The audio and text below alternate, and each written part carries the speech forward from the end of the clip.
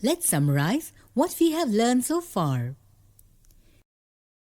Carefully examine the engineering drawings at the onset of the milling operation.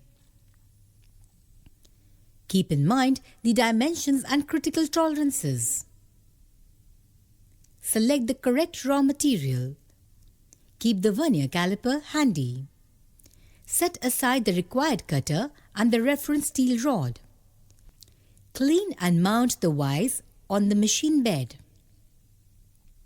Align the center of the vise to the machine axis. Clamp the workpiece onto the vise. Mount the reference steel rod onto the spindle. Use special marking dye to paint the workpiece face.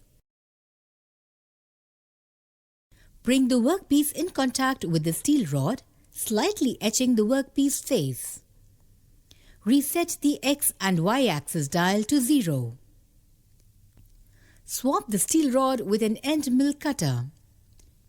Use the X and Y axis dial controls to make the requisite cut. Use ample coolant to avoid damaging the cutter. Use a brush to clean the workpiece surface at regular intervals.